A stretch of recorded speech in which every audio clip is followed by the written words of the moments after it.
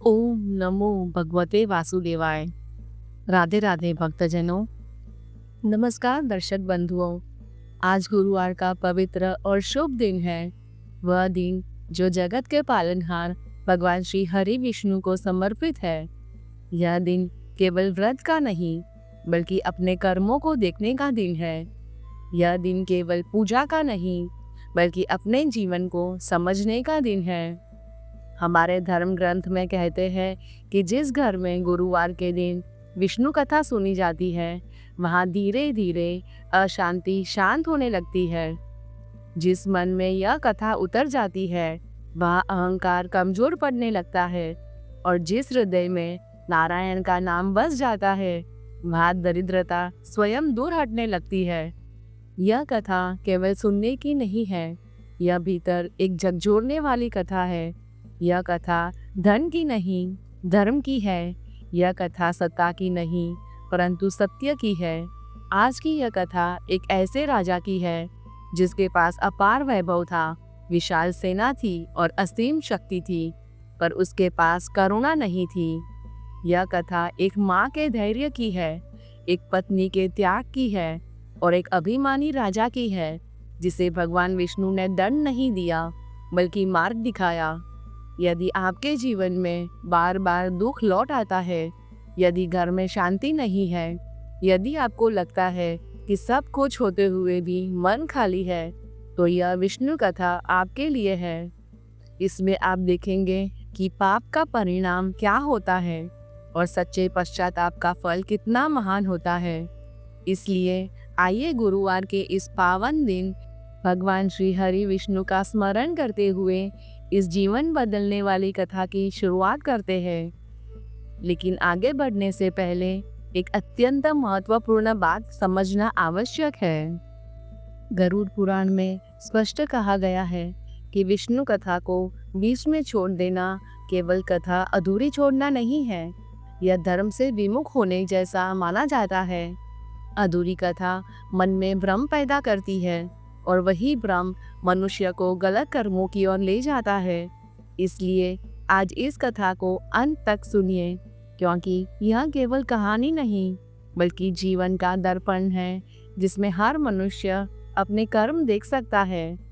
यदि आप स्वयं को सच्चा सनातनी मानते हैं और भगवान विष्णु को जगत का पालनहार स्वीकार करते हैं, तो यह भी आपका धर्म है कि इन शिक्षाओं को दूसरों तक पहुंचाएं।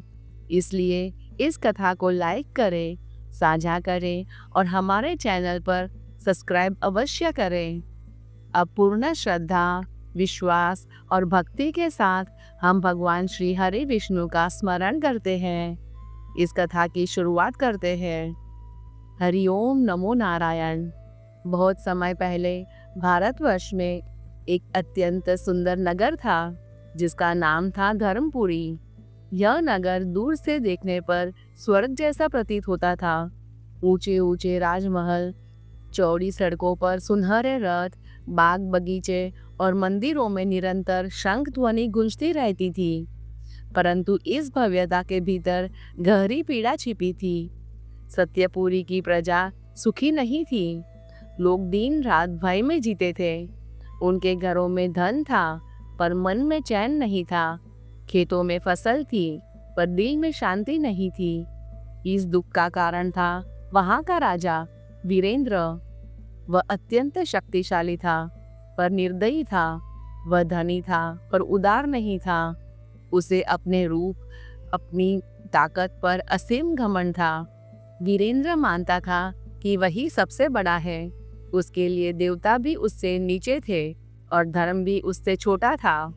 वह मंदिर नहीं जाता था, ब्राह्मणों का अपमान करता था और साधुओं का मजाक उड़ाता था। वह अक्सर कहता था, मेरे ऊपर कोई नहीं, मैं ही कानून हूँ, मैं ही सर्वश्रेष्ठ हूँ। पर उसे यह नहीं पता था कि घमंड जितना ऊंचा उठता है, मनुष्य उतना ही नीचे गिरता है। राजमहल के भीतर उसकी वृद्ध माँ यशोदा देवी रहती थी। वे अत्यंत धर्मपरायण, शांत और भगवान विष्णु की अनन्य भक्त थी। उनके हाथ में हमेशा माला रहती थी और मुख पर हरि ओम नमो नारायण का जप चलता रहता था। यशोदा देवी ने बचपन में वीरेंद्र को रामायण, महाभारत और विष्णु के अवतारों की कथाएं सुनाई थी। उन्होंने उसे सिखाया था कि राजा का पहला धर्म प्रजा की सेवा है, न कि उनका शोषण। लेकिन जैसे जैसे वीरेंद्र बड़ा हुआ, सत्ता ने उसके मन को कठोर बना दिया।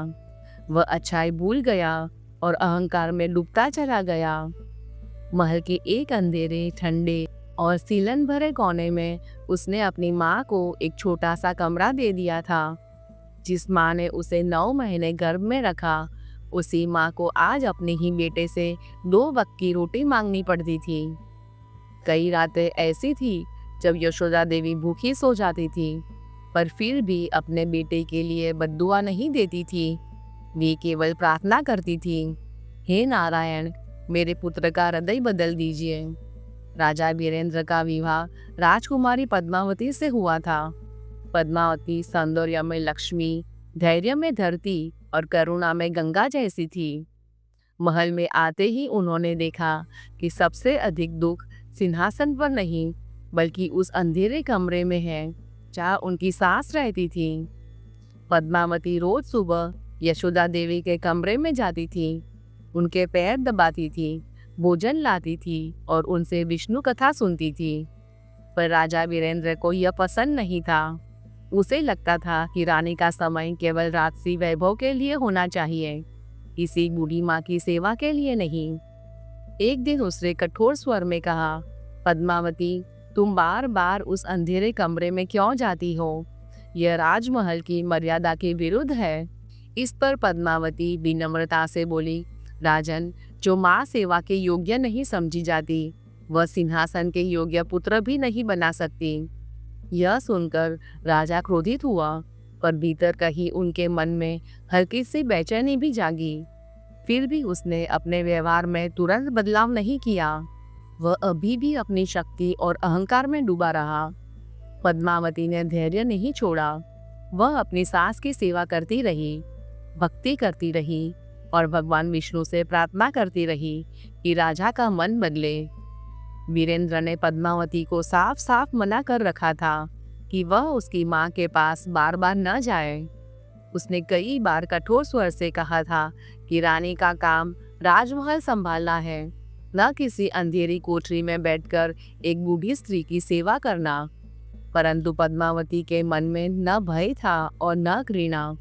उसके भीतर केवल करुणा थी। इसलिए वह राजा के क्रोध के बावजूद भी अपनी सास के लिए चिंता करती थी। राजा वीरेंद्र का दिन और रात राजकाज में नहीं बीतता था। उसे न प्रजा की पीड़ा दिखती थी, न न्याय की आवश्यकता समझ में आती थी। उसका सारा समय नाच गाने, मदिरा और विलासता में डूबा रहता था।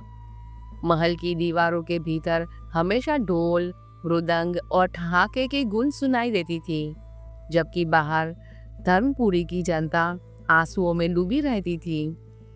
नगर के बीचों बीच राजा ने एक अलग भव्य महल बनवा रखा था।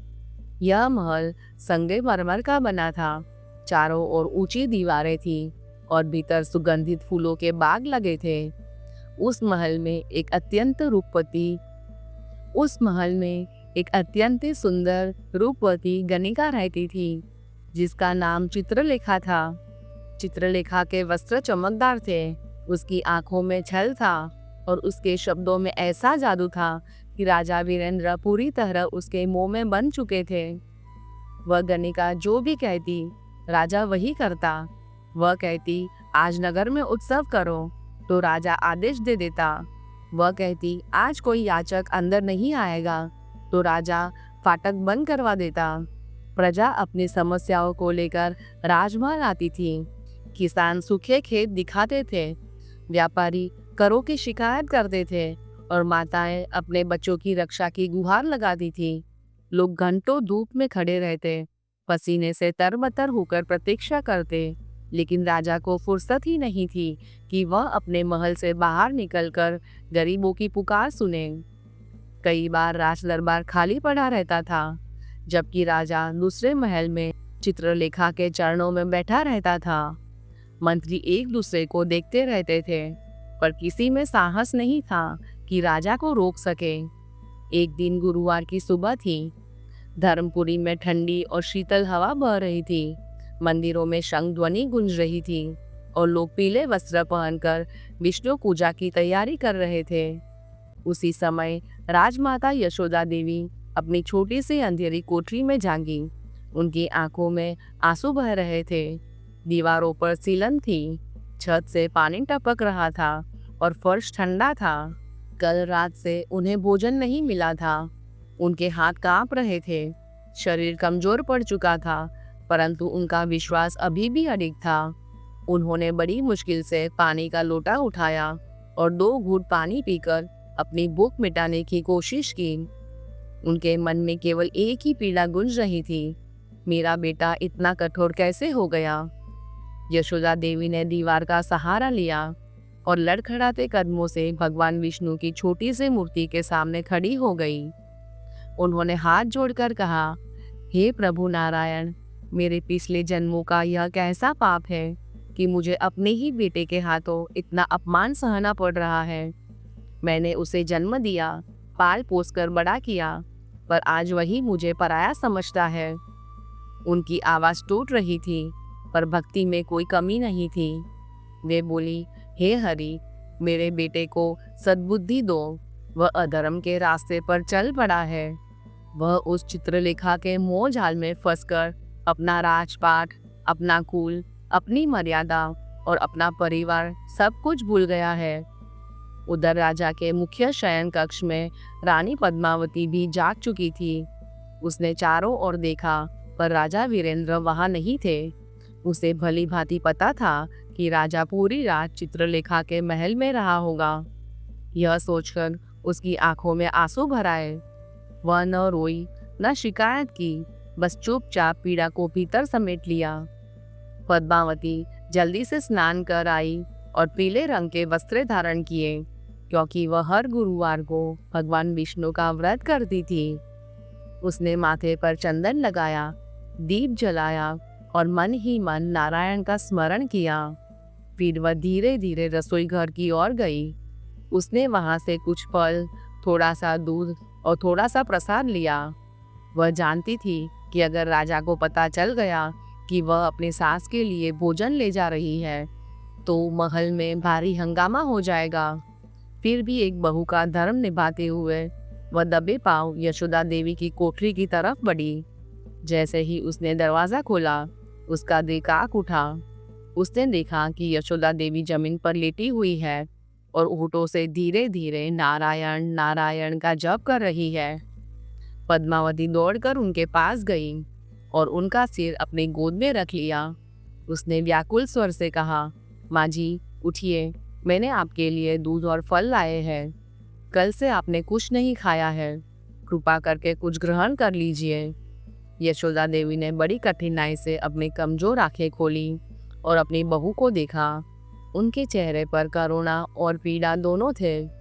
उन्होंने धीमे स्वर में कहा, बेटी, तू क्यों अपनी जान जोखिम में डालती है? अगर वीरेंद्र को पता चल गया तो वह तुझे बहुत डांटेगा। मुझे अब जीने का मोह नहीं रहा। बस भगवान विष्णु मुझे अपने चरणों में जगह दे दे। उसी समय बाहर से जोर जोर से ढोल नगाड़े और शहनाइयों की आवाज आने लगी। पद्मावती घबरा गई। उसने खिड़की से झांक कर देखा तो राजा वीरेंद्र का भव्य रथ महल के आंगन में प्रवेश कर रहा था। राजा रथ से उतरा, पर वह अकेला नहीं था। उसके साथ चित्रलेखा भी थी। राजा उसका हाथ पकड़े हुए बड़े गर्व से महल की सीढ़ियां चढ़ रहा था। यह दृश्य देखकर पद्मावती का दिल बैठ गया। आज तक राजा उस चित्रलेखा को कभी राजमहल के भीतर नहीं लाए थे, पर आज उसने सारी मर्यादाएं तोड़ दी थी। महल के नौकर, सैनिक और दास दासियां सब सिर झुकाए खड़े थे। किसी में इतनी हिम्मत नहीं थी कि राजा को रोक सके। राजा वीरेंद्र जोर से हंसते हुए चिल्लाया, अरे कोई है या नहीं?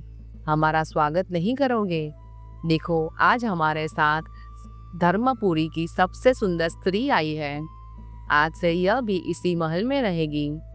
यह सुनकर यशोदा देवी का शरीर कांप उठा। उन्होंने पद्मावती से कहा, बेटी, यह मैं क्या सुन रही हूँ? वह उसको घर ले आया है, या तो अनर्थ हो जाएगा या राजमहल अपवित्र हो जाएगा। फिर उन्होंने दृढ़ स्वर में कहा, मुझे वहां ले चल बेटी, मैं अपने बेटे को समझाऊंगा। माँ की बात बेटा कभी न कभी तो समझेगा। पद्मावती ने बहुत मना किया, पर यशोदा देवी नहीं मानी। वह लाठी टेकते हुए लड़खड़ाते कदमों से कोठरी से बाहर निकली और बड़े हॉल की ओर बढ़ी, जहां राजा खड़ा था। उधर राजा वीरेंद्र चित्रलेखा के लिए एक कीमती सुनहरा सिंहासन मंगवा रहा था। तभी उसकी नजर अपनी बूढ़ी माँ और पत्नी पर पड़ी। उसका चेहरा गुस्से से लाल हो गया। वह अपनी माँ के पास जाने के बजाय वहीं से चिल्लाया, तुम यहाँ क्यों आई हो? मैंने कहा था ना कि अपनी उस काल कोठरी से बाहर मत निकलना। मेरी खुशी तुमसे देखी नहीं जाती क्या? यशोदा देवी की आंखों में ममता भी थी और पीड़ा से अपना क्रोध भी। उन्होंने कांपती हुई आवाज में कहा, बेटा, यह तू क्या कर रहा है? यशोदा देवी ने कांपते हुए स्वर में आगे कहा, तू इस राज्य का राजा है। तेरा पहला धर्म प्रजा की रक्षा करना है, न कि पराई स्त्री को राजमहल में लाना। यह अधर्म है, खुला अधर्म है। इसे अभी के अभी महल से बाहर निकाल दे। अपने कुल की मर्यादा को इस तरह मिट्टी में मत मिला। उनकी आवाज में पीड़ा थी और चेतावनी भी। यह सुनकर चित्रलेखा जोर जोर से हंसने लगी। उसकी हंसी पूरे महल में गूंज उठी, मानो वह किसी तमाशे का आनंद ले रही हो। उसने राजा के कंधे पर हाथ रखते हुए व्यंग से कहा, महाराज, देखिए ना, आपकी माताजी को मेरा यहाँ आना बिल्कुल पसंद नहीं आया। लगता है यह नहीं चाहती कि आप खुश रहे। शायद इन्हें आपकी हंसी भी अखरती है। उसके शब्दों में जहर था, जो सीधे वीरेंद्र के अहंकार को भड़काने लगा। चित्रलेखा की बात सुनते ही राजा वीरेंद्र का गुस्सा 7वें आसमान पर पहुंच गया। उसका चेहरा लाल हो गया, आंखें क्रोध से जलने लगी और वह तेज कदमों से अपनी माँ की तरफ बढ़ा। वह गरजते हुए बोला, बस बहुत हो गया। तुमने हमेशा मेरी खुशियों में जहर घोला है। बचपन से आज तक तुमने मुझे कभी चैन से जीने नहीं दिया। मैं राजा हूँ, समझी? मैं जो चाहूँ वही करूँगा। वह आगे झुककर चीखते हुए बोला, मुझे धर्म और मर्यादा का पाठ पढ़ाने की कोशिश मत करो। अगर तुम्हें इस महल में रहना है तो चुपचाप अपनी कोठरी में पड़ी रहो, वरना मैं भूल जाऊंगा कि तुम मेरी माँ हो। यह सुनकर यशोदा देवी की आंखों में आंसू छलक आए। उन्हें विश्वास नहीं हो रहा था कि उनका ही बेटा इतना गिर सकता है। उन्होंने कांपते स्वर में कहा, बेटा, मैं तेरी माँ हूँ, तेरे भले के लिए कह रही हूँ। भगवान विष्णु के कोप से डर। जब उनका न्याय आता है तो बड़े बड़े राजा भी भिखारी बन जाते हैं। आज गुरुवार का दिन है, कम से कम आज तो पाप मत कर। यह लगातार बोलती रही, विष्णु विष्णु विष्णु। लेकिन राजा ने व्यंग से हंसते हुए कहा, सुबह से शाम तक बस उसी विष्णु का नाम जपती रहती हो। कहाँ है तुम्हारा विष्णु? बुलाओ उसे अभी, देखता हूँ वह मेरा क्या बिगाड़ लेता है। फिर वह और अधिक उग्र होकर बोला, मेरे पास धन है, दौलत है, सेना है, महल है और सत्ता है। मुझे किसी भगवान की जरूरत नहीं है। इतना कहते ही राजा ने ऐसा काम किया जिसे देखकर वहां खड़े हर व्यक्ति की रूह कांप गई। क्रोध में अंधा होकर उसने अपनी ही माँ को जोर से धक्का दे दिया। यशोदा देवी संभल नहीं पाई। उनका कमजोर शरीर संतुलन खो बैठा और वे सीधे कठोर संगमरमर के फर्श पर गिर पड़ी। उनके माथे से खून निकलने लगा, जो फर्श पर फैलने लगा। यह दृश्य देखकर पद्मावती चीख पड़ी, माँ जी। वह दौड़ती हुई अपने सास के पास पहुंची और उनका सिर अपनी गोद में उठा लिया। लेकिन राजा का दिल बिल्कुल नहीं पसा। उसने उल्टा पद्मावती को धमकाते हुए कहा, अगर तूने इसकी मदद की तो तुझे भी इसी वक्त महल से बाहर निकाल लूंगा। फिर वह ठंडे स्वर में बोला, चलो चित्रलेखा, हम अंदर चलते हैं, यहाँ का माहौल खराब हो गया है। और राजा उस चित्रलेखा को लेकर अपने भव्य कक्ष की ओर चला गया। उधर पद्मावती अपनी सास के माथे से बहते खून को अपने आंचल से धीरे धीरे पोंछ रही थी। उसके हाथ कांप रहे थे, आंखों से आंसू गिर रहे थे, लेकिन उसने एक शब्द भी राजा के खिलाफ नहीं कहा। यशोदा देवी दर्द से कर्रा रही थी, पर उनका रोना अपने लिए नहीं था। वे अपने बेटे के विनाश को सामने देखकर रो रही थी। उन्होंने आसमान की ओर देखा और धीमे स्वर में कहा, हे नारायण, अब और नहीं सहा जाता। या तो मुझे अपने चरणों में उठा ले या मेरे बेटे को सही राह दिखा दे। आज उसने सिर्फ एक माँ का नहीं बल्कि तेरे भक्त का अपमान किया है। उनके शब्दों में प्रार्थना भी थी और अंतिम पुकार भी। उसी दिन दोपहर तक पूरे धर्मपुरी नगर में यह बात फैल गई कि राजा ने अपनी ही माँ पर हाथ उठाया है और चित्रलेखा को खुले आम महल में ले आया है। बाजारों में यही बात सब जगह चल रही थी। मंदिरों में लोग सिर झुकाकर रोने लगे। गलियों में स्त्रियां आपस में बातें करने लगी कि अब इस राज्य का क्या होगा। प्रजा में हाहाकार मच गया। लोग डर गए कि जिस राज्य का राजा अपनी माँ का सम्मान नहीं करता, वहाँ कभी सुख नहीं रह सकता। कई लोग कहने लगे, यह राज्य अब पतन की ओर जा रहा है। उसी दिन शाम के समय जब सूरज धीरे धीरे ढलने लगा था, धर्मपुरी नगर की सीमा पर एक साधु का आगमन हुआ। उनका चेहरा सूर्य जैसा तेजस्वी था, माथे पर पीला चंदन था और आंखों में गहरी शांति थी। उनके हाथ में एक कमंडल और एक लकड़ी की छड़ी थी। देखने में वे साधारण साधु लग रहे थे, लेकिन उनकी आंखों में एक अद्भुत चमक थी, जैसे वे सब कुछ जानते हो। वह साधु सीधे नगर के बीच बाजार में पहुंचे, लेकिन बाजार सूना पड़ा था। दुकानें बंद थी, गलियां खाली थी और लोग अपने घरों में डर के मारे दुबके बैठे थे। साधु ने एक घर का दरवाजा खटखटाया। अंदर से एक गरीब ब्राह्मण बाहर निकला। उसने साधु को देखते ही उनके चरण छुए और बोला, नारायण हरि महाराज। साधु ने विनम्र स्वर में कहा, भाई, मुझे बहुत भूख लगी है, क्या मुझे थोड़ा भोजन मिल सकता है? ब्राह्मण ने दुखी स्वर में कहा, महाराज, आप इस नगर में नए आए हैं लगता है। यहाँ तो हम खुद दाने दाने को मोहताज हैं। हमारे राजा के पापों के कारण यहाँ अकाल जैसी स्थिति हो गई है। फिर भी उसने कहा, जो थोड़ा बहुत रूखा सूखा है वही मैं आपको खिला सकता हूँ। साधु ने शांत भाव से भोजन ग्रहण किया। फिर उन्होंने पूछा, भाई, मैंने सुना है कि यहाँ का राजा कभी बहुत प्रतापी हुआ करता था, फिर यह दुर्दशा क्यों हुई?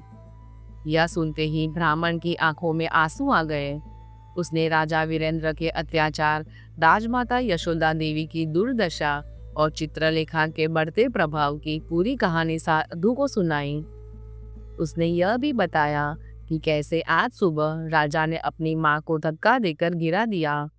यह सुनकर साधु का चेहरा गंभीर हो गया। उन्होंने अपनी आंखें बंद की और कुछ क्षण ध्यान में डूब गए। जब उन्होंने आंखें खोली तो उनकी आवाज में भारीपन था। उन्होंने कहा, जब पाप का घड़ा भर जाता है तो उसे फूटने में देर नहीं लगती। वीरेंद्र ने अपनी माँ का अपमान करके अपने ही विनाश को निमंत्रण दिया है।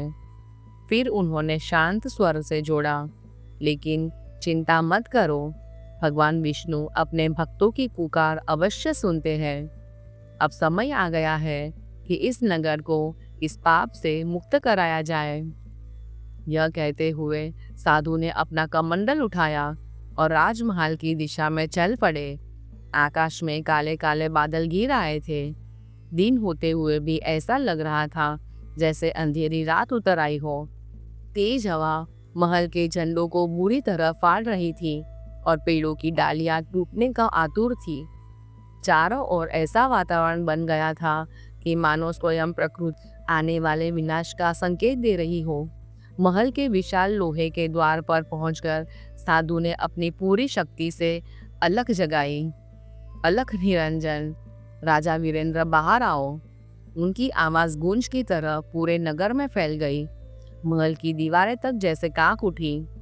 पहरेदारों ने आगे बढ़कर साधु को रोकने की कोशिश की। उनमें से एक ने कठोर स्वर में कहा, ए बाबा, यहाँ शोर मत मचाओ, राजा जी विश्राम कर रहे हैं। अगर उनकी नींद टूट गई तो वह तुम्हारी चमड़ी उधेड़ देंगे। बेहतर है भाग जाओ यहाँ से। साधु मुस्कुराए। और उनकी मुस्कान में करुणा नहीं, कठोर चेतावनी थी। उन्होंने शांत लेकिन भारी स्वर में कहा, मूर्ख हो तुम लोग, जो राजा अपनी प्रजा का नहीं हुआ और जिसने अपनी ही माँ का अपमान किया, उसकी नौकरी बजाते हुए तुम्हें जरा भी शर्म नहीं आती। फिर उन्होंने ऊंची आवाज में कहा, जाओ और अपने राजा से कह दो कि एक फकीर उनसे मिलने आया है। अगर वह नहीं आया तो इस महल में अनर्थ हो जाएगा। साधु के चेहरे का तेज और उनकी वाणी का प्रभाव देखकर पहरेदार डर गए। एक पहरेदार घबराते हुए भीतर दौड़ गया। उस समय राजा वीरेंद्र अपनी कक्ष में चित्रलेखा के साथ मदिरा पी रहा था। चारों ओर शराब की बोतलें पड़ी थी, संगीत बज रहा था और हंसी ठहाकों की आवाज गूंज रही थी। पहरेदार कांपते हुए बोला, महाराज क्षमा करें, बाहर एक साधु आया है। वह बहुत जिद कर रहा है कि आपसे मिलना है। दिखने में वह बहुत तेजस्वी लगता है। यह सुनकर चित्रलेखा हंसते हुए बोली, साधु, अरे किसी भिखारी को कुछ सिक्के देकर भगा दो। महाराज का समय क्यों बर्बाद कर रहे हो? राजा नशे में झूमते हुए बोला, हाँ भगा दो उसे। कह दो कि राजा के पास फालतू लोगों के लिए वक्त नहीं है। पहरेदार वापस गया और साधु से बोला कि राजा नहीं मिलेंगे। लेकिन साधु अपनी जगह से टस से मस नहीं हुए। उन्होंने और तेज आवाज से पुकारा, वीरेंद्र बाहर आ, अपने अहंकार की नींद से जाग। उनकी आवाज इतनी प्रबल थी कि सीधे राजा के शयन कक्ष तक पहुंच गई। राजा का चेहरा गुस्से से लाल हो गया। उसने तलवार उठाई और चिल्लाया, आज इस साधु का सिर काटकर ही मैं शांत होऊंगा। इसने मेरी शाम खराब कर दी है। राजा वीरेंद्र तलवार लेकर मुख्य द्वार की ओर दौड़ा। उसके पीछे पीछे चित्रलेखा भी तमाशा देखने चली आई।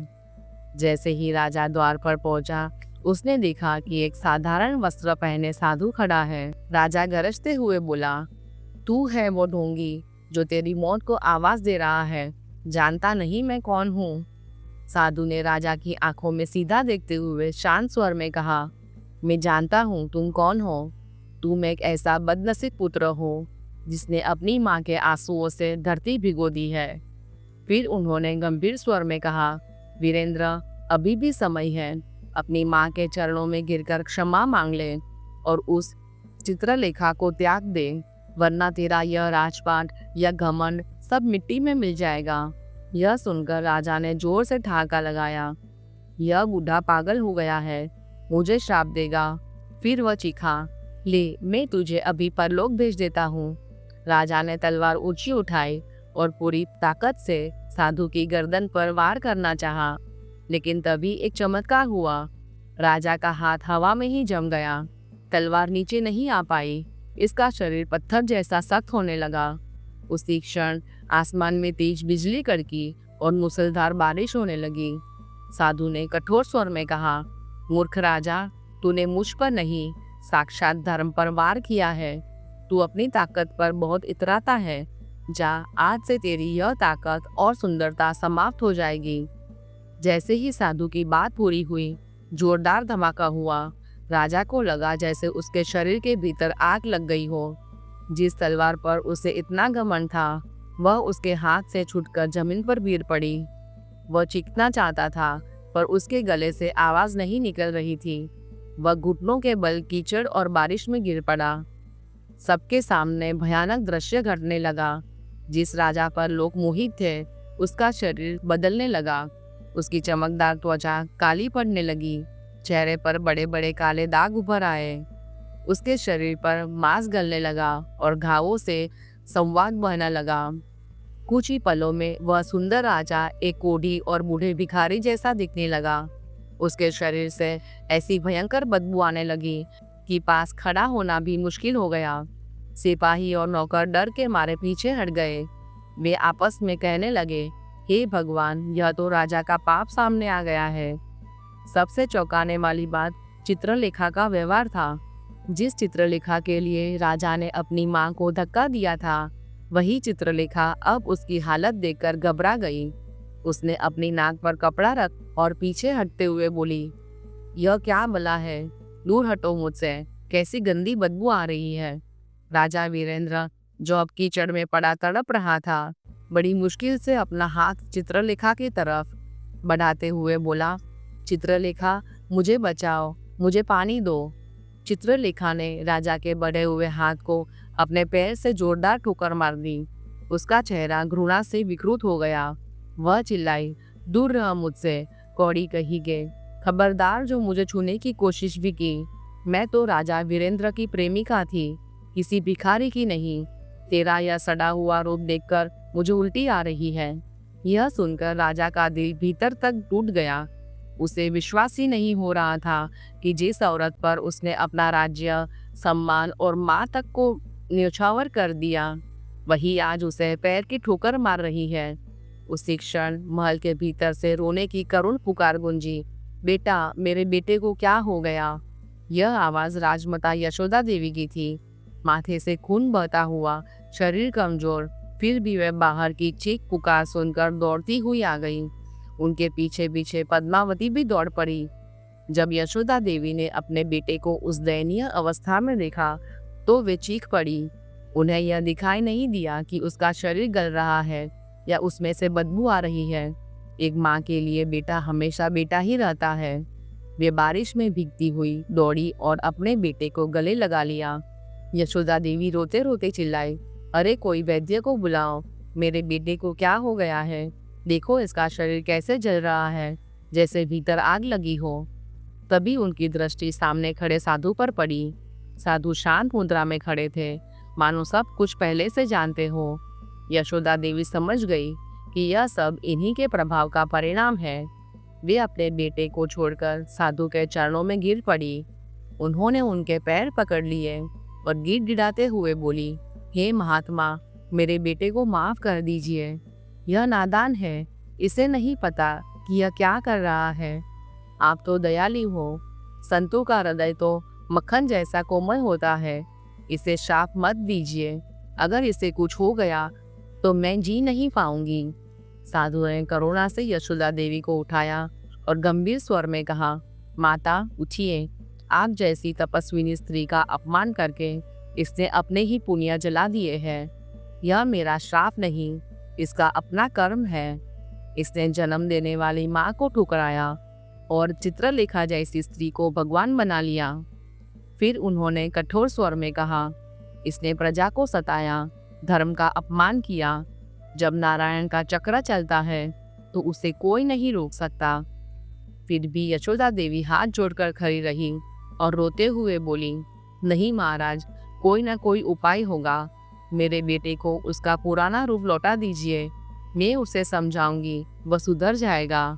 साधु ने सिर हिलाते हुए कहा, माता, अब बहुत देर हो चुकी है। इसे अब अपने पापों का प्रायश्चित करना ही होगा और वह प्रायश्चित इस महल में रहकर नहीं हो सकता। उन्होंने आगे कहा, इसे वही दुख महसूस करना होगा जो इसने दूसरों को दिया है। तभी चित्रलेखा को अवसर दिखा। उसने सोचा कि राजा अब बेकार हो गया है, इसलिए महल और खजाने पर कब्जा करने का यही सही समय है।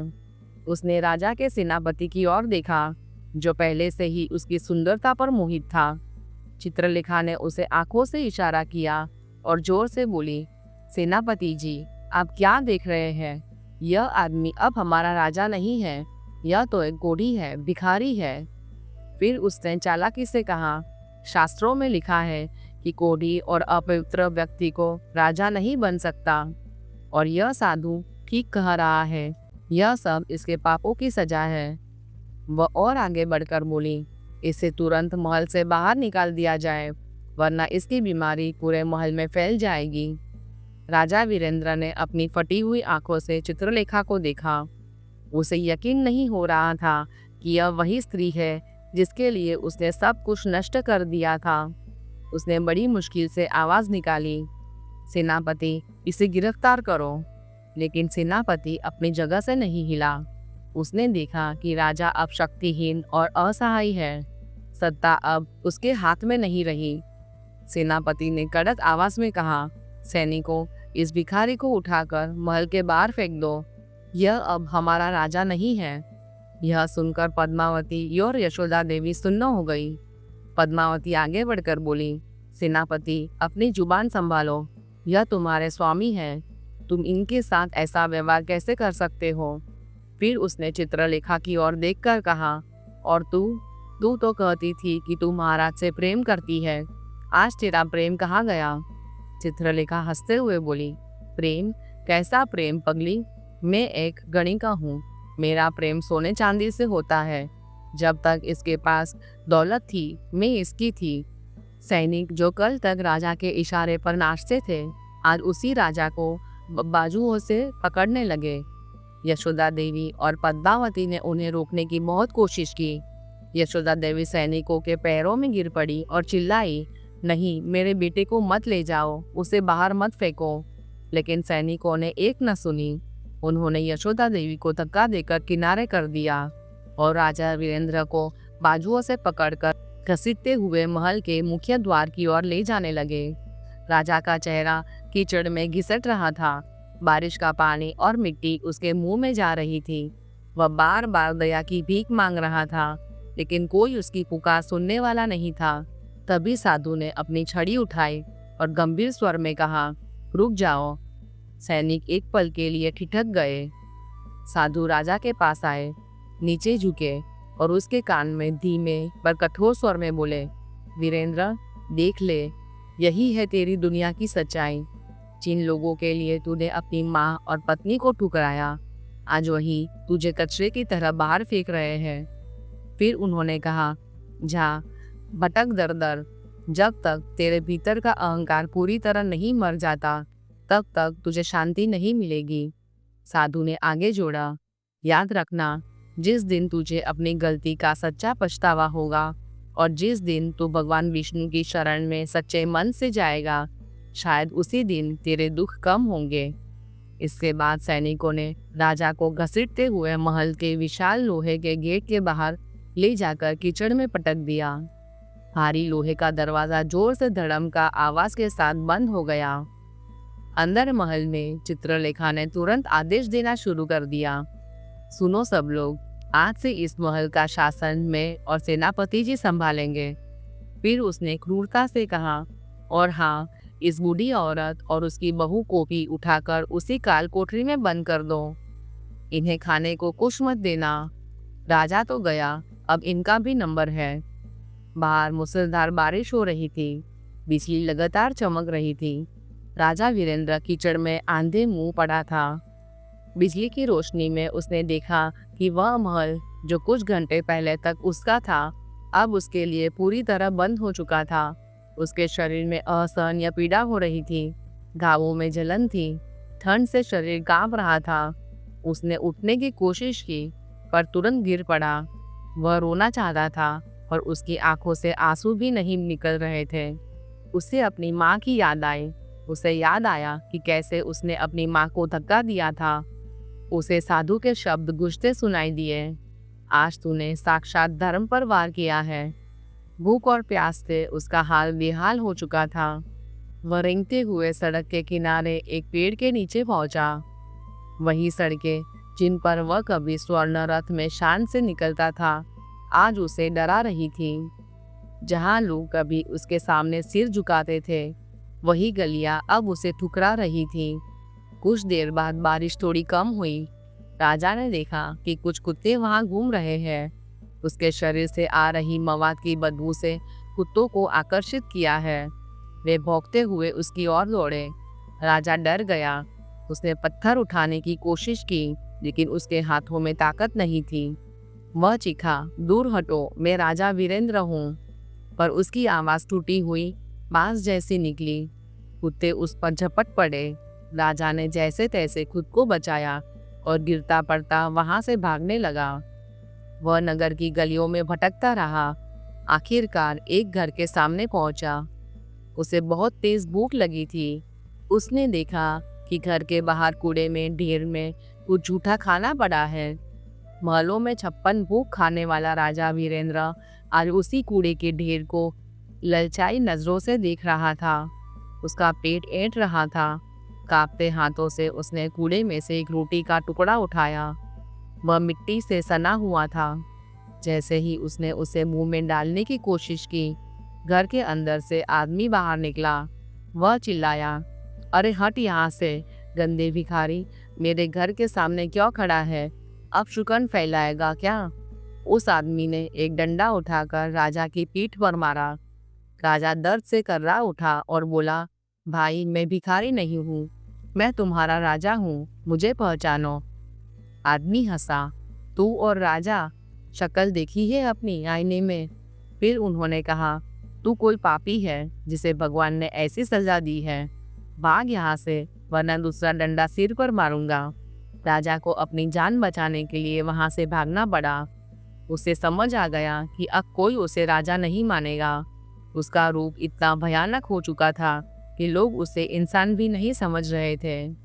पूरी रात वह भटकता रहा, पैरों में छाले पड़ गए। बारिश के पानी से उसके घाव और ज्यादा जलने लगे। सुबह होते होते वह नगर के बाहर शमशान घाट के पास पहुंच गया। वहां एक पुराना खंडर था। राजा उसी खंडर में जाकर छिप कर बैठ गया। उसे बार बार अपनी पत्नी पद्मावती का चेहरा याद आ रहा था।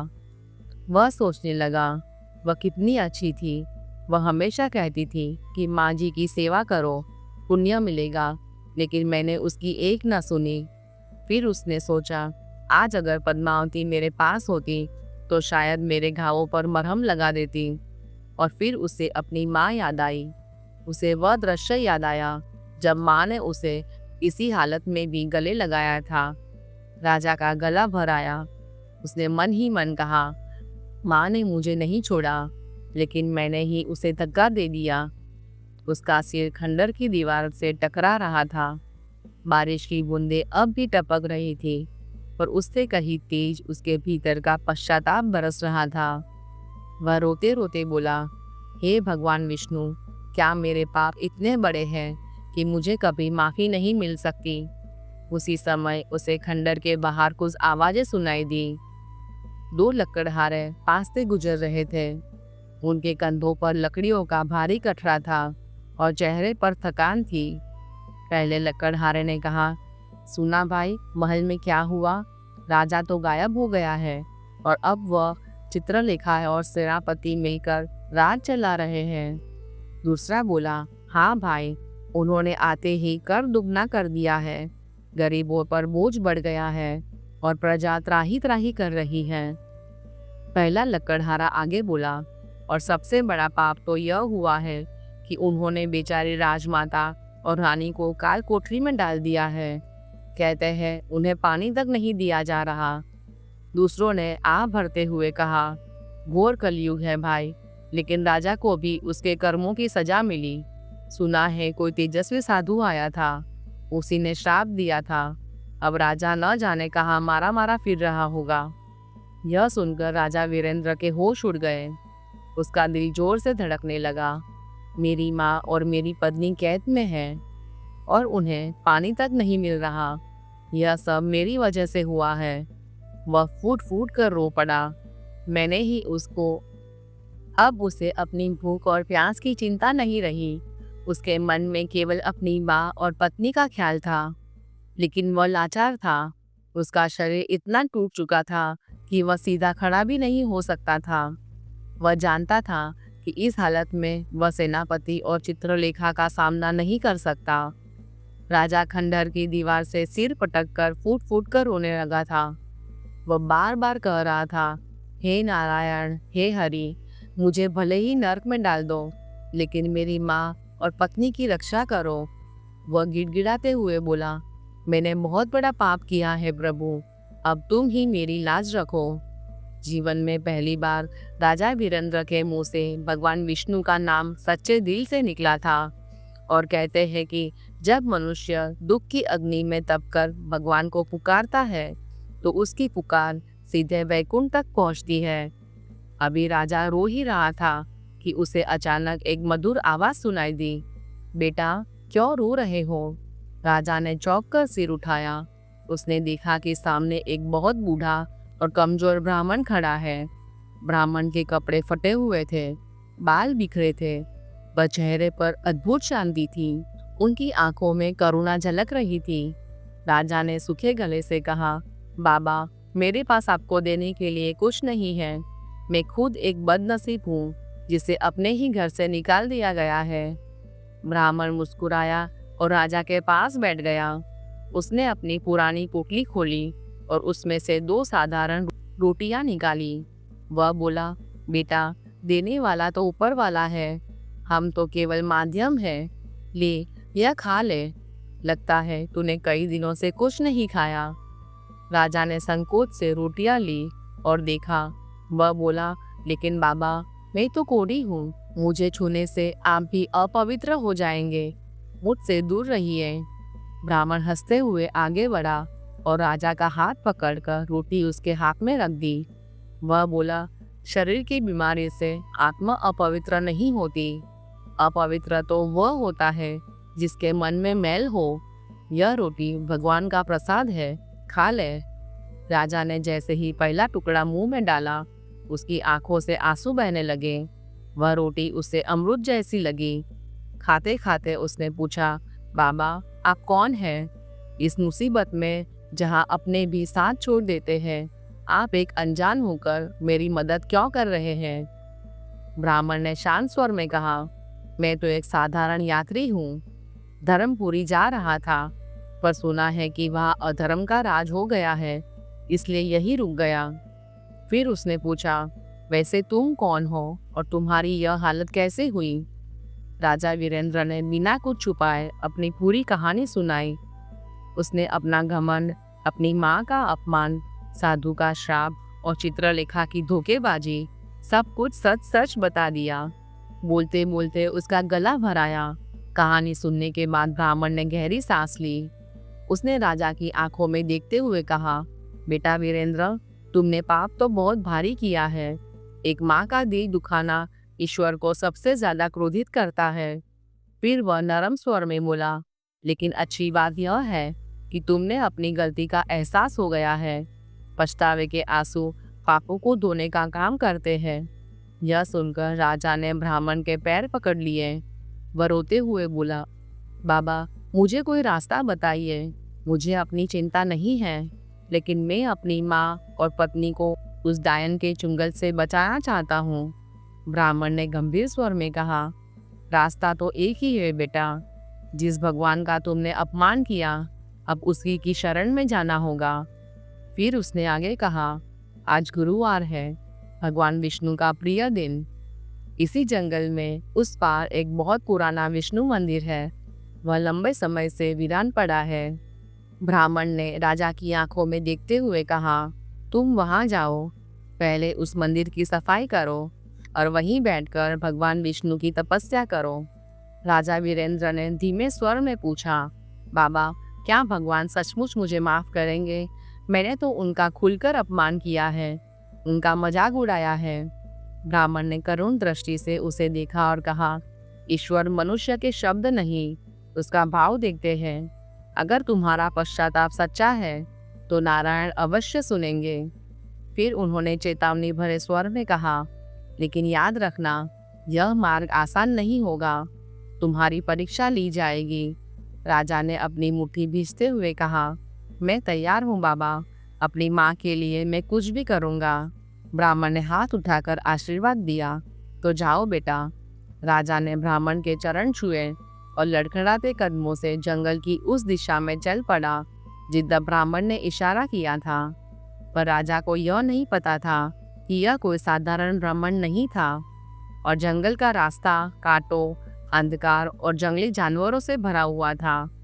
उसकी असली परीक्षा तो अब शुरू होने वाली थी। जंगल बहुत घना और भयावह था। ऊंचे ऊंचे पेड़ आसमान को ढक रहे थे। सूरज की रोशनी मुश्किल से जमीन तक पहुंच पा रही थी। चारों ओर अजीब सी खामोशी थी, जिसे कभी कभी पक्षियों की चीख तोड़ देती थी। कहीं कोई पगडंडी दिखाई नहीं दे रही थी। हर तरफ कांटेदार झाड़ियां, बुलझी लताएं और गिरे हुए पेड़ पड़े थे। राजा के पैरों में जूते नहीं थे। पहले से ही उसके पैरों में छाले पड़े थे और अब नुकीले पत्थर और कांटे उन घावों को और गहरा कर रहे थे। हर कदम पर उसे ऐसा लगता मानो हजारों सुइयां चुभ रही हो। फिर भी राजा रुका नहीं। उसकी आंखों के सामने बार बार अपनी बूढ़ी माँ का चेहरा आ रहा था। वही माँ जिसे उसने धक्का दिया था, चलते चलते राजा का पैर अचानक एक मोटी जड़ से टकराया और वह मुंह के बल जमीन पर गिर पड़ा। उसके घुटनों से खून रिसने लगा। दर्द के मारे उसकी चीख निकल गई। क्षण भर के लिए उसकी हिम्मत टूटने लगी, पर वही जमीन पर लेट गया और सोचने लगा, अब मुझसे और नहीं चला जाएगा। तभी झाड़ियों के पीछे से किसी जंगली जानवर की गुर्राने की आवाज सुनाई दी। राजा का शरीर कांप उठा। वह जानता था कि इस हालत में वह किसी जानवर का सामना नहीं कर सकता। उसी पल उसे ब्राह्मण की बात याद आई। तुम्हारी परीक्षा ली जाएगी। राजा ने मन ही मन कहा, अगर आज मैं हार मान गया तो मेरी माँ और पत्नी को उस डायन से कौन बचाएगा। फिर उसने खुद से कहा, नहीं वीरेंद्र, तुझे उठना ही होगा। यह दर्द तेरे पापों के सामने कुछ भी नहीं है। उसने पास पड़े पेड़ के एक सूखे डंडे का सहारा लिया और बड़ी मुश्किल से खड़ा हुआ। वह गिरता पड़ता लड़खड़ाता हुआ आगे बढ़ता रहा। करीब 2 घंटे चलने के बाद उसे झाड़ियों के बीच एक पुरानी टूटी फूटी इमारत दिखाई दी। राजा ने ध्यान से देखा। वही विष्णु मंदिर था जिसके बारे में ब्राह्मण ने बताया था। लेकिन मंदिर की दशा देखकर राजा का दिल बैठ गया। वह मंदिर कम और खंडर ज्यादा लग रहा था। दीवारों पर पीपल के पेड़ उगाए थे। गुंबद का आधा हिस्सा टूट चुका था। चारों ओर मकड़ी के जाले लटके थे और चमगादड़ उल्टे लटके हुए थे। ऐसा लग रहा था जैसे सदियों से यहाँ किसी ने पूजा नहीं की हो। राजा धीरे धीरे मंदिर की सीढ़ियाँ चढ़ने लगा। सीढ़ियाँ काई से फिसलन भरी थी। वह बार बार संभल कर ऊपर चढ़ा। आखिर वह गर्भगृह पर पहुंचा। अंदर का दृश्य और भी करुण था। भगवान विष्णु की पत्थर की मूर्ति धूल और मिट्टी की मोटी परत के नीचे दबी हुई थी। मूर्ति पर सूखे फूल, पत्ते और पक्षियों की बीट पड़ी थी। यह देखकर राजा की आंखों से आंसू बहने लगे। उसने सोचा, जिस भगवान को जगत का पालनहार कहा जाता है, आज उनके ही घर की यह दशा है। फिर उसने कहा, और यह सब हम जैसे पापियों के कारण हुआ है, जिन्होंने धर्म को भुला दिया। राजा ने मन ही मन प्रण लिया, मैं इस मंदिर की पुरानी शान वापस लौटाऊंगा। लेकिन समस्या यह थी कि उसके पास न झाड़ू थी, न पानी, न कोई साधन। उसका अपना शरीर भी बीमारियों से भरा था। उसकी उंगलियां जल रही थी, त्वचा फट चुकी थी। फिर भी उसने अपनी परवाह किए बिना हाथों से सफाई करना शुरू कर दिया। वह सूखे पत्ते, मलबा और टूटे पत्थर उठाकर बाहर फेंकने लगा। कांटों से उसके हाथ छिल गए, खून बहने लगा, पर वह रुका नहीं। उसे महसूस हुआ, जैसे जैसे मंदिर साफ हो रहा है, वैसे वैसे मेरे मन का मैल भी साफ हो रहा है। घंटों के मेहनत के बाद गर्भगृह कुछ हद तक साफ हो गया। अब सबसे बड़ी समस्या पानी की थी। भगवान की मूर्ति को स्नान कैसे कराए। राजा बाहर आया और पानी ढूंढने लगा। मंदिर के पीछे उसे एक पुराना तालाब दिखाई दिया, लेकिन गर्मी और उपेक्षा के कारण तालाब लगभग सूख चुका था। नीचे केवल कीचड़ और थोड़ा सा गंदा पानी बचा था। राजा ने हार नहीं मानी। वह तालाब में उतर गया और अपने हाथों से कीचड़ को हटाया। राजा वीरेंद्र ने तालाब के भीतर हाथों से कीचड़ खोदना शुरू किया। वह तब तक खोदता रहा जब तक उसे जमीन के नीचे से साफ पानी का स्रोत न मिला। धीरे धीरे तालाब में थोड़ा स्वच्छ पानी जमा होने लगा। राजा के पास कोई बर्तन नहीं था। उसने पास के एक बड़े बरगद के पेड़ से चौड़े चौड़े पत्ते तोड़े और उन्हें जोड़कर एक दोना बनाया। उसी दोने में पानी भरकर वह लड़खड़ाते कदमों से मंदिर के भीतर लौटा। गर्भगृह में पहुंचते ही उसने बड़े भाव से भगवान विष्णु की मूर्ति पर वह पानी अर्पित किया। फिर अपने फटे हुए कपड़े के टुकड़े से मूर्ति को धीरे धीरे साफ करने लगा। उसने हर परत को ऐसे हटाया जैसे कोई पुत्र अपनी माँ के माथे से धूल पोंछ रहा हो। धीरे धीरे धूल हटती गई और भगवान विष्णु का श्यामल, शांत और दिव्य रूप प्रकट होने लगा। उनकी करुण मुस्कान देखकर राजा का मन भीतर से हल्का होने लगा। सफाई पूरी करने के बाद राजा मूर्ति के सामने दोनों हाथ जोड़कर बैठ गया। हवा में ठंड बढ़ रही थी और दूर कहीं उल्लू की आवाज सुनाई दे रही थी। राजा ने नम आंखों से कहा, हे प्रभु, मेरे पास आग को चढ़ाने के लिए न फूल है, न फल और न ही दीपक। वो आगे बोला, मैं तो स्वयं एक अछूत बन चुका हूँ, लेकिन मैं अपना घमंड, अपना पापी मन और अपने आंसू आपके चरणों में अर्पित करता हूँ। फिर उसने याद करते हुए कहा, मेरी माँ कहती थी कि आप बहुत दयालु हैं। अगर मैंने जीवन में कभी एक भी अच्छा काम किया हो तो मेरी माँ की रक्षा करना। इसके बाद राजा ठंडी पत्थर की जमीन पर लेट गया। थकान, दर्द और कमजोरी के कारण उसे तुरंत गहरी नींद आ गई। उधर धर्मपुरी का राजमहल अत्याचार की सीमाएं टूट चुकी थी। चित्रलेखा पूरी तरह रानी बन बैठी थी। उसने राजा के शयन कक्ष पर कब्जा कर लिया। राजसी वस्त्र पहनकर सिंहासन पर बैठने लगी थी। उसने सेनापति को बुलाकर आदेश दिया, सेनापति, मुझे लगता है कि उस बूढ़ी यशोदा देवी ने कहीं शाही खजाने की चाबी छुपा रखी है। वीरेंद्र तो मूर्ख था, उसे कुछ पता नहीं था, लेकिन वह बुढ़िया बहुत चालाक है। फिर उसने कठोर स्वर से कहा, जाओ और उनसे चाबी का ठिकाना उगलवाओ। सेनापति जब पूरी तरह चित्रलेखा के इशारों पर नाचता था, कुछ सैनिकों के साथ काल कोठरी की ओर बढ़ा। काल कोठरी में धूप अंधेरा था। दीवारों से सिलन टपक रही थी। यशोदा देवी और पद्मावती एक कोने में सिमटी बैठी थी। उन्हें 2 दिनों से भोजन और पानी नहीं मिला था। यशोदा देवी का शरीर तेज बुखार से तप रहा था। पद्मावती अपने सास का सिर अपनी गोद में रखकर रो रही थी। तभी लोहे का दरवाजा चरचराते हुए खुला और मशाल की रोशनी भीतर आई। सेनापति ने अंदर आते ही कड़क आवाज में कहा, राजमाता, आराम बहुत हो गया, अब काम की बात करें। फिर उसने तिरस्कार से कहा, महारानी चित्रलेखा जानना चाहती है कि शाही खजाने की गुप्त चाबी कहाँ है। यशोदा देवी ने बड़ी कठिनाई से अपनी आंखें खोली और धीमे स्वर में बोली, सेनापति, तू जिसे महारानी कह रहा है वह एक गणिका है। फिर उन्होंने दृढ़ता से कहा, खजाना प्रजा का होता है, मैं उसे किसी के हाथ में नहीं सौंप सकती। यह सुनकर सेनापति क्रोधित हो गया। उसने पास खड़े सैनिक से एक कोड़ा छीन लिया। वह गरजा, लगता है तुम सीधे तरीके से नहीं बताओगी। पद्मावती चीख पड़ी, नहीं, माँ जी बीमार है, उन्हें मत मारिए। वह सेनापति के पैरों में गिरकर बोली, मैं आपके पैर पकड़ती हूँ, हमें छोड़ दीजिए। सेनापति ने उसे जोर से धक्का दिया और कोड़ा हवा में लहराया। कोड़ा सीधे यशोदा देवी की पीठ पर पड़ा। बूढ़ी माँ दर्द से तड़प उठी, हे नारायण। पद्मावती ने तुरंत अपने शरीर से अपनी सांस को ढक लिया ताकि अगला वार उसे लगे। वह रोते हुए बोली, मारना है तो मुझे मारो, मेरी माँ को छोड़ दो। सेनापति हंसा, बड़ा प्रेम है सास बहू में। फिर उसने धमकी दी, आज रात सोच लो, कल सुबह तक अगर चाबी नहीं मिली तो तुम दोनों को नगर के बीचों बीच कोड़े पड़ेंगे, जब तक तुम सच नहीं बताओगी। इतना कहकर दरवाजा फिर से बंद हो गया। काल कोठरी में फिर से अंधेरा छा गया।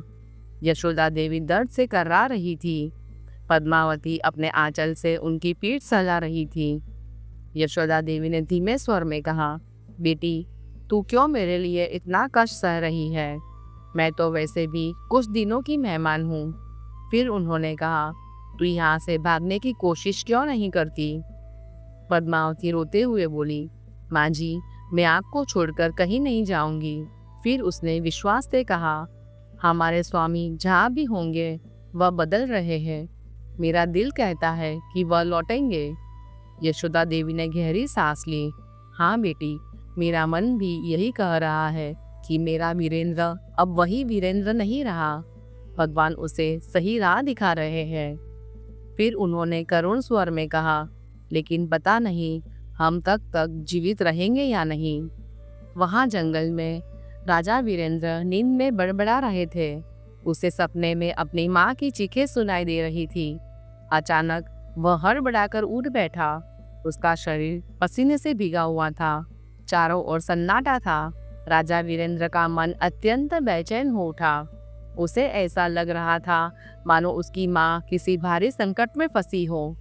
उसका दिल बार बार धड़क रहा था और सांसें तेज हो रही थी। वह लड़खड़ाते हुए फिर से भगवान विष्णु की मूर्ति के सामने गया। उसने दोनों हाथ जोड़ लिए और कांपते स्वर में कहा, हे प्रभु, मुझे कोई संकेत दीजिए। मेरी माँ ठीक तो है ना? मेरा मन बहुत घबरा रहा है। तभी अचानक मंदिर के बाहर तेज हवा चलने लगी। सूखे पत्ते उछलकर हवा में घूमने लगे। राजा ने चौंक कर प्रवेश द्वार की ओर देखा। उसे मंदिर के दरवाजे पर एक छोटी सी चमकती रोशनी दिखाई दी। वह रोशनी धीरे धीरे बढ़ने लगी और शांत गति से मंदिर के भीतर प्रवेश कर गई। राजा डर कर पीछे हट गया। उसका शरीर कांप उठा। उसने ध्यान से देखा, वह रोशनी कोई साधारण जुगनू नहीं था। वह एक दिव्य प्रकाश पुंज थी, जैसे स्वयं कोई शक्ति प्रकट हुई हो। वह प्रकाश सीधे भगवान विष्णु की मूर्ति के पास आ गया और वहीं रखे पानी के दोनों के ऊपर स्थिर हो गया। राजा स्तब्ध खड़ा देखता रहा। तभी उसने देखा कि उस दिव्य उजाले में मूर्ति के चरणों के पास कुछ अक्षर चमकने लगे। राजा झुककर देखने लगा। वहां प्राचीन लिपि में कुछ लिखा हुआ था। आश्चर्य यह था कि राजा उस भाषा को समझ पा रहा था, मानो कोई अदृश्य शक्ति उसे अर्थ बता रही हो। वहां लिखा था, ओम नमो भगवते वासुदेवाय।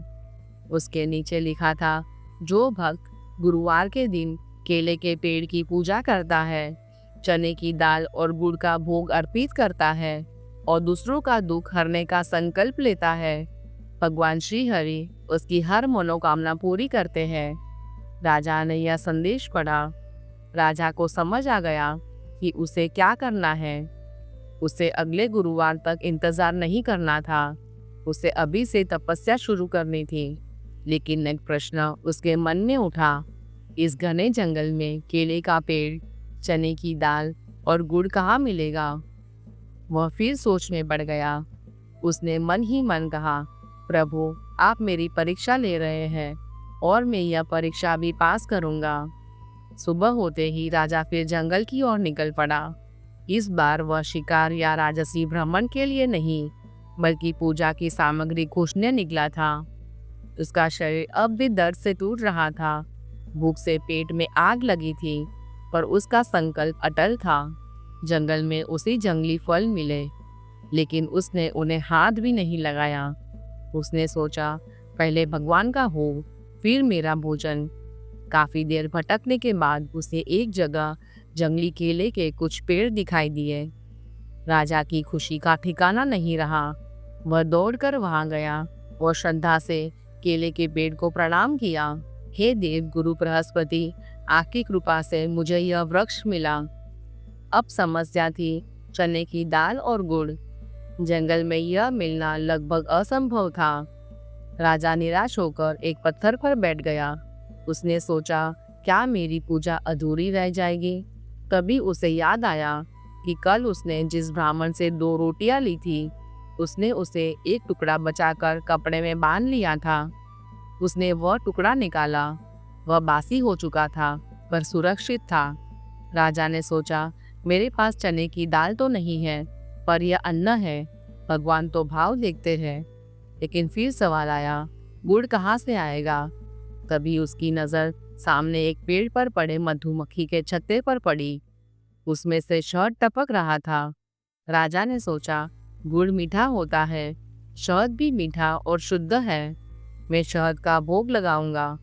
लेकिन छत्ता बहुत ऊंचाई पर था और चारों ओर हजारों मधुमक्खियां भिन भिना रही थी। राजा जानता था कि यदि उसने छत्ते को छेड़ा तो मधुमक्खियां उसे काट काट कर मार डालेगी। उसका शरीर पहले ही घावों से भरा था। फिर भी उसने मन में कहा, अगर माँ के लिए जान भी चली जाए तो कोई गम नहीं। राजा धीरे धीरे पेड़ पर चढ़ने लगा। उसकी पकड़ कमजोर थी। छाल से हाथ छिल रहे थे। जैसे वह छत्ते के पास पहुंचा, मधुमक्खियों ने उस पर हमला कर दिया। वे उसके चेहरे, हाथों और खुले घावों पर डंक मारने लगी। राजा दर्द से तड़प उठा, पर उसने एक भी कराह नहीं निकली। उसने जल्द से हाथ बढ़ाया और छत्ते से टपकता हुआ थोड़ा शहद रोटी के टुकड़े पर ले लिया। साथ ही एक केले का पत्ता भी तोड़ लिया। मधुमक्खियों से बचते हुए वह नीचे कूदा और सीधे मंदिर की ओर दौड़ा। उसका चेहरा सूज गया था, आंखें मुश्किल से खुल रही थी, पूरा शरीर जल रहा था, पर उसके होठों पर मुस्कान थी। वह बड़बड़ाता जा रहा था, मिल गया, मुझे भोग मिल गया। मंदिर पहुंचकर उसने भगवान के सामने केले के पत्ते पर शहद लगी रोटी और जंगली केला रख दिया। उसने लोटे में पानी भरकर भी वहां रख दिया। फिर वह घुटनों के बल बैठ गया और हाथ जोड़कर बोला, हे नारायण, आज गुरुवार है। मैं पापी वीरेंद्र आज संकल्प लेता हूँ कि जब तक मेरे राज्य से अधर्म का नाश नहीं हो जाता, जब तक मेरी माँ और पत्नी सुरक्षित नहीं हो जाते, मैं हर गुरुवार ऐसे ही आपकी पूजा करूँगा और निर्जला व्रत रखूँगा। यह शहद और रोटी ही मेरी दाल और गुड़ है, इसे स्वीकार कीजिए प्रभु। जैसे ही राजा ने अपना माथा ठंडे पत्थर की जमीन पर टेका, मंदिर की पुरानी घंटियां अपने आप बज उठी। उनकी ध्वनि पूरे जंगल में गूंज गई। हवा में अचानक एक दिव्य पवित्र सुगंध फैल गई, ऐसी सुगंध जैसी मंदिरों में आरती के समय होती है। उसी समय धर्मपुरी के राजमहल में भी कुछ विचित्र घटित होने लगा। चित्रलेखा सिंहासन पर बैठी अंगूर खा रही थी। उसके चारों ओर दास दासियां खड़ी थी और सेनापति झुका हुआ था। अचानक उसे गले में घुटन महसूस हुई। वह जोर जोर से खांसने लगी। उसका चेहरा पीला पड़ता गया और फिर नीला पड़ने लगा। सेनापति घबराकर चिल्लाया, महारानी, आपको क्या हुआ? चित्रलेखा ने हाथ के इशारे से पानी मांगा। जैसे ही उसने पानी पिया, उसके मुंह से खून की उल्टी हो गई। वह चीखते हुए सिंहासन से नीचे गिर पड़ी और तड़पने लगी। महल में अफरा तफरी मच गई। राजवैद्य दौड़ते हुए आए। उन्होंने उसकी नब्ज देखी और भयभीत हो गए। राजवैद्य कांपते स्वर में बोले, सेनापति जी, यह कोई साधारण बीमारी नहीं है। इनके शरीर में अचानक वात और पित्त का संतुलन बिगड़ गया है। ऐसा लग रहा है जैसे किसी अदृश्य शक्ति ने प्रहार किया हो। उधर जंगल में राजा वीरेंद्र पूजा समाप्त कर उठे। उसने देखा कि मधुमक्खियों के डंक से आई सूजन धीरे धीरे कम हो रही थी, जलन घटने लगी थी और शरीर हल्का महसूस हो रहा था। यह उसकी तपस्या का पहला संकेत था। फिर भी राजा जानता था कि उसकी असली परीक्षा अभी बाकी है। उसे केवल पूजा नहीं करनी थी, बल्कि अपनी प्रजा का विश्वास भी जीतना था। वही विश्वास जो उसने अपने अहंकार में खो दिया था। तभी मंदिर के बाहर से कराहने की आवाज आई, पानी बचाओ। राजा तुरंत बाहर आया। उसने देखा कि एक बूढ़ा व्यक्ति खून से सने कपड़ों में सीढ़ियों पर गिरा पड़ा था। राजा ने उसे सहारा देकर उठाया। राजा ने पूछा, बाबा, आप कौन हैं? आपकी यह हालत किसने की? बूढ़ा कांपते हुए बोला, बेटा, मैं धर्मपुरी का व्यापारी था। उस दुष्ट सेनापति और चित्रलेखा ने मेरा सब कुछ लूट लिया और मुझे पीटकर नगर से निकाल दिया। मैं भागते भागते यहाँ तक आ गया। यह सुनकर राजा का खून खौल उठा। उसे अपने पुराने दिन याद आ गए, जब वह भी प्रजा की सुध नहीं लेता था। अपराध बोध उसके मन को जलाने लगा। राजा ने उसे अपना बचा हुआ पानी पिलाया और कहा, बाबा, चिंता मत कीजिए, अब धर्मपुरी के अच्छे दिन आने वाले हैं। बूढ़े ने राजा को ध्यान से देखा। बिगड़े हुए चेहरे के कारण वह उसे पहचान नहीं पाया। उसने पूछा, तुम कौन हो बेटा? तुम भी किसी बड़े घर के लगते हो, पर तुम्हारी हालत तो मुझसे भी बदतर है। राजा मुस्कुराकर बोला, मैं बस एक सेवक हूँ बाबा, भगवान विष्णु का सेवक। उसी क्षण राजा के मन में एक योजना बनी। उसने सोचा, अगर उसे अपनी माँ और पत्नी को बचाना है तो उसे भेष बदलकर धर्मपुरी जाना होगा, लेकिन इस कोढ़ी रूप में उसे नगर में कोई घुसने नहीं देगा। उस रात राजा मंदिर में भगवान के सामने बैठकर गहन ध्यान में डूब गया। उसने प्रार्थना की, प्रभु, मुझे इतनी शक्ति दीजिए कि मैं अपनी माँ की रक्षा कर सकूं। अगली सुबह शुक्रवार का दिन था। राजा ने देखा कि मंदिर के पास उगने वाली कुछ जड़ी बूटियां हल्की चमक रही थी। उसे बचपन में अपनी माँ की कही बात याद आई कि जंगल में कुछ दिव्य बूटियां होती है जो घाव भर सकती है। राजा ने उन पत्तियों को तोड़ा और पत्थर पर घिसकर अपने लेप लगाया। उसने वह लेप अपने घावों पर लगाना शुरू किया। पहले जलन हुई, फिर शीतलता महसूस होने लगी। राजा ने हरि ओम नमो नारायण कहते हुए वह लेप पूरे शरीर पर लगाया। कुछ ही देर में उसे गहरी नींद आ गई और वह मंदिर के फर्श पर ही सो गया। अगली सुबह जब पक्षियों की चहचहाहट से उसकी आंख खुली तो उसने अपने भीतर नई ऊर्जा महसूस की। उसने अपने हाथ देखे, घाव भर चुके थे। उसकी काली सड़ी हुई त्वचा फिर से सोने जैसी चमकने लगी थी। कोढ़ पूरी तरह गायब हो चुका था, पर अब उसके चेहरे पर घमंड नहीं था, बल्कि साधु जैसा तेज और शांति थी। राजा खुशी से रो पड़ा और दौड़कर भगवान विष्णु के चरणों में गिर गया। वह बोला, हे दीनबंधु, आपने मुझ जैसे पापी पर दया की। आपने मुझे नया जीवन दिया है। अब वह जीवन केवल आपकी भक्ति और प्रजा की सेवा में बीतेगा। राजा पास बहती नदी में स्नान करने गया। उसके कपड़े अभी भी फटे और पुराने थे, लेकिन अब उसका व्यक्तित्व ऐसा प्रतीत हो रहा था मानो वह किसी साधारण सम्राट से भी ऊंचा उठ चुका हो। उसके चेहरे पर न तो पहले जैसा घमंड था और न ही सत्ता का नशा, बल्कि एक गहरी शांति, दृढ़ता और करुणा झलक रही थी। उसने जमीन से थोड़ी धूल उठाई, उसे अपनी हथेली में थामा और पूरे भाव से अपने माथे पर तिलक लगाया। यह तिलक केवल मिट्टी का नहीं था, यह पश्चाताप, संकल्प और धर्म का प्रतीक था। उसने मन ही मन कहा, अब समय आ गया है कि पापियों के विनाश का। राजा तेजी से धर्मपुर की ओर बढ़ चला। उसके कदमों में अब कमजोरी नहीं, बल्कि संकल्प था। उसकी सांसों में अब भय नहीं रहा था, बल्कि न्याय की अग्नि थी। जब वह नगर के द्वार पर पहुंचा तो पहरेदारों ने उसे रोक लिया। एक सैनिक बोला, रुक जा, कौन है तू? तेरे कपड़े से तो तू भिखारी जैसा है, लेकिन चेहरा किसी राजा की तरह चमक रहा है। राजा ने गरजती हुई आवाज में कहा, अपनी आंखों से भ्रम का पर्दा हटाओ सैनिकों, मैं तुम्हारा राजा वीरेंद्र हूँ। उसकी आवाज में ही वही पुरानी सिंह जैसी दहाड़ थी, ऐसी दहाड़ जिसने कभी पूरे राज्य को घरा दिया था। यह सुनते ही सैनिकों के शरीर कांप उठे। उन्होंने तुरंत राजा के चरण पकड़ लिए। वे रोते हुए बोले, महाराज, आप लौट आए, अनर्थ हो गया है। वह दुष्ट सेनापति और चित्रलेखा मिलकर राज्य को लूट रहे हैं। राजा ने दृढ़ स्वर में कहा, उठो, आज न्याय होगा, मेरे पीछे आओ। एक सैनिक से तलवार लेकर राजा सीधे महल की ओर बढ़ा। जब प्रजा ने अपने राजा को सही सलामत पाया और दिव्य तेज के साथ लौटते हुए देखा तो पूरा नगर गूंज उठा, जय हो राजा वीरेंद्र की।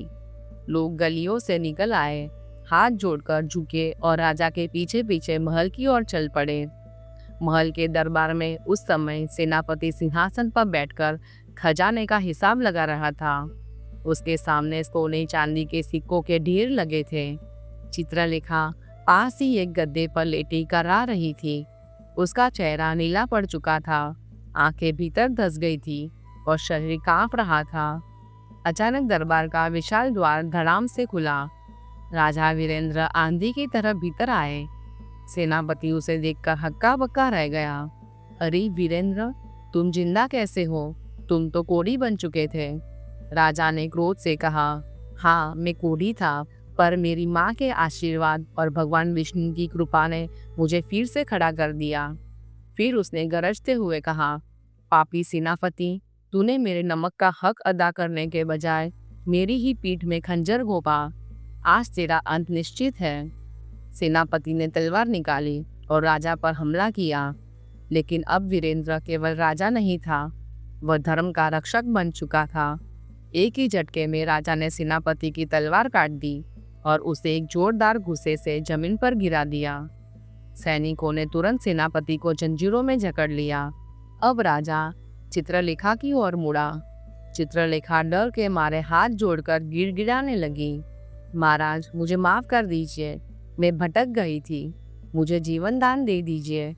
राजा ने घृणा से उसे देखा और कहा, चित्रलेखा, तूने मेरी माँ का अपमान किया और मेरी पत्नी को मुझसे दूर किया। मैं तुझे मारूंगा नहीं, क्योंकि तुझे मारना मेरी तलवार का अपमान होगा।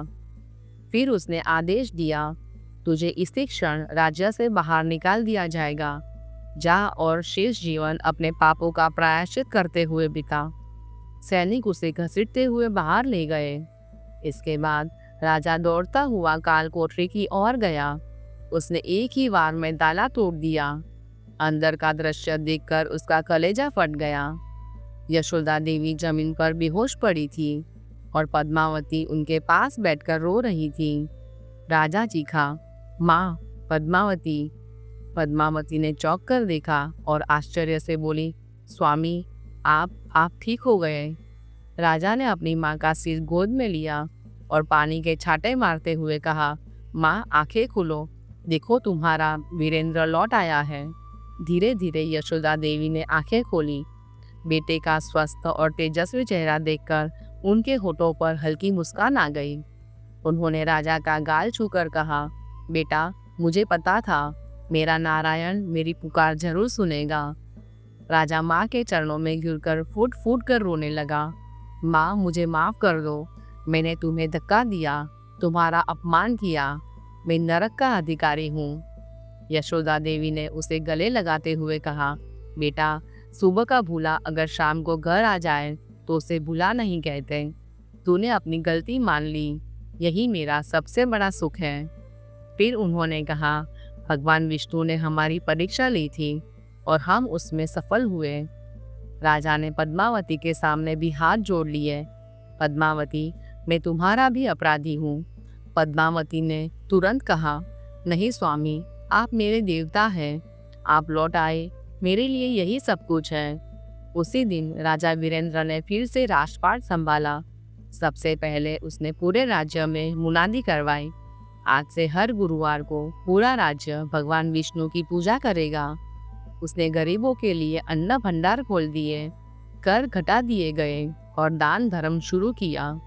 जिस साधु ने उसे श्राप दिया था, राजा ने उन्हें पुनः ढूंढकर उनके चरणों में झुककर माफी मांगी। साधु ने प्रसन्न होकर आशीर्वाद दिया, तेरा वंश सदा फलेगा फूलेगा। राजा वीरेंद्र, रानी पद्मावती और माता यशोदा देवी अब हर गुरुवार को पूरे विधि विधान से केले के पेड़ की पूजा करते थे। वे उसके चारों ओर जल अर्पित करते, धूप जलाते और श्रद्धा से परिक्रमा करते। राजमहल में साधारण थाली में चने की दाल और गुड़ का भोग रखा जाता। वैभव नहीं, भाव दिखता था। साथ ही राज परिवार और प्रजा मिलकर विष्णु सहस्त्र नाम का पाठ करती थी। उस पाठ की गूंज पूरी धर्मपुरी में ऐसे फैलती जैसे स्वयं नारायण आशीर्वाद बरसा रहे हो। धीरे धीरे धर्मपुरी फिर से स्वर्ग जैसा सुंदर बन गया। खेत हरे भरे हुए, बाजार गुलजार हुए, मंदिरों में घंटियां बजने लगी और लोगों के चेहरे पर भय की जगह विश्वास लौट आया। राजा के जीवन से दुख, दरिद्रता और अभिशाप सदा के लिए मिट गए, पर उससे भी बड़ा परिवर्तन उसके मन में हुआ। वह अब शासक नहीं, सेवक बन चुका था। पहली और सबसे गहरी सीख इस कथा से यही मिलती है, माता पिता का अपमान साधारण भूल नहीं, आध्यात्मिक अपराध है। वीरेंद्र किसी युद्ध में नहीं गिरा, किसी शत्रु ने उसे नहीं हराया, उसे उसकी अपनी करनी ने गिराया। जिस माँ ने उसे जन्म दिया, जिसने उसके लिए व्रत रखे, उसी माँ को धक्का देना उसके पतन का मूल कारण बना। यह कथा सिखाती है कि माता पिता के आंसू बिना आवाज किए सीधे ईश्वर तक पहुँचते हैं। जब यशोदा देवी ने भीतर ही भीतर न्याय की पुकार की, तब न सेना काम आई, न धन, न सत्ता, केवल धर्म की शक्ति चली। इसका सार यह है कि यदि जीवन में शांति, स्थिरता और समृद्धि चाहिए तो सबसे पहले माता पिता का आदर करो। उनका आशीर्वाद ढाल बनता है और उनका अपमान अदृश्य अभिशाप। चाहे कोई कितना भी शक्तिशाली क्यों न हो, जिसने माता पिता का दिल दुखाया, उसका पतन निश्चित है। दूसरी सीख, अहंकार का वेश। कथा की दूसरी सीख यह कहती है कि अहंकार मनुष्य का अंधा बना देता है। वीरेंद्र के पास धन था, सेना थी, सिंहासन था, पर यही सब उसे भ्रम देने लगे कि वह ईश्वर से बड़ा है। उसने धर्म का उपहास किया, साधु का तिरस्कार किया और भगवान के नाम को चुनौती दी। पर जब वह दर दर भटका, कीचड़ में गिरा, भूखा प्यासा हुआ, तभी उसके भीतर का असली मनुष्य जागा। यह कथा बताती है कि दुख हमेशा दंड नहीं होता, कई बार वह सुधार की प्रक्रिया होता है। अगर वीरेंद्र को कोड न मिलता, अगर वह अपमानित न होता, तो शायद वह कभी नहीं बदलता। इसलिए जब जीवन में कठिन समय आए, अपमान मिले, गिरावट दिखे, तो उसे केवल दुर्भाग्य मत समझिए। हो सकता है वही ईश्वर की योजना हो तुम्हें अहंकार से मुक्त करने की। तीसरी सीख, ईश्वर का द्वार कभी बंद नहीं होता। वीरेंद्र ने कभी भगवान का मजाक उड़ाया था, फिर भी जब उसने सच्चे मन से पश्चाताप किया, तब उसे स्वीकार किया गया। उसके पास शुद्ध सामग्री नहीं थी, विधि विधान नहीं था, वैभव नहीं था, केवल टूटे दिल की भक्ति थी। उसने जंगल में कष्ट सहा, मधुमक्खियों के डंक सहे, भूखा रहा, पर हार नहीं मानी। यही सिखाता है कि भगवान साधन नहीं, भाव देखते हैं। अगर मन बदल जाए, अहंकार टूट जाए और किसी के दुख के लिए दिल सचमुच रो पड़े, तो सबसे बड़ा पाप भी क्षमा हो सकता है। ओम जय जगदीश हरे, स्वामी जय जगदीश हरे। भक्त जनों के संकट, दास जनों के संकट, क्षण में दूर करे। ओम जय जगदीश हरे, ओम जय जगदीश हरे। स्वामी जय जगदीश हरे। भक्त जनों के संकट, दास जनों के संकट, क्षण में दूर करे। ओम जय जगदीश हरे। जो ध्यावे फल पावे, दुख बिन से मन का। स्वामी दुख बिन से मन का। सुख संपत्ति घर आवे, सुख संपत्ति घर आवे, कष्ट मिटे तन का। ओम जय जगदीश हरे। मात पिता तुम मेरे, शरण गहूँ किसकी। स्वामी शरण गहूँ किसकी। तुम बिन और न दूजा, तुम बिन और न दूजा, आस करूं जिसकी।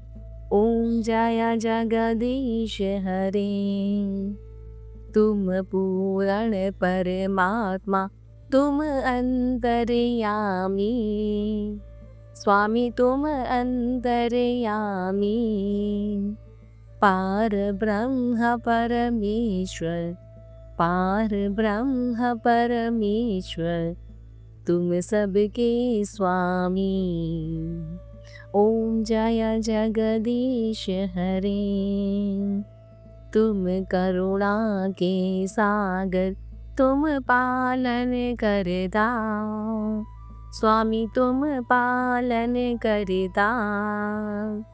मैं मूरख खलकामी, मैं सेवक तुम स्वामी, कृपा करो भरता। ओम जय जगदीश हरे। तुम हो एक अगोचर, सबके प्राणपति। स्वामी सबके प्राणपति। किस विध मिलू दयामय, किस विध मिलू दयामय, तुमको मैं कुमति। ओम जय जगदीश हरे। दिन बंधु दुख हरता ठाकुर तुम मेरे, स्वामी रक्षक तुम मेरे। अपने हाथ उठाओ, अपनी शरण लगाओ, द्वार पड़ा तेरे। ओम जय जगदीश हरे, विषय विकार मिटाओ, पाप हरो देवा, स्वामी पाप हरो देवा। श्रद्धा भक्ति बढ़ाओ, श्रद्धा भक्ति बढ़ाओ, संतन की सेवा। ओम जय जगदीश हरे, ओम जय जगदीश हरे, स्वामी जय जगदीश हरे। भक्त जनों के संकट, दास जनों के संकट, क्षण में दूर करे। ओम जय जगदीश हरे, ओम जय जगदीश हरे, स्वामी जय जगदीश हरे। भक्त जनों के संकट, दास जनों के संकट, क्षण में दूर करे। ओम जय जगदीश हरे।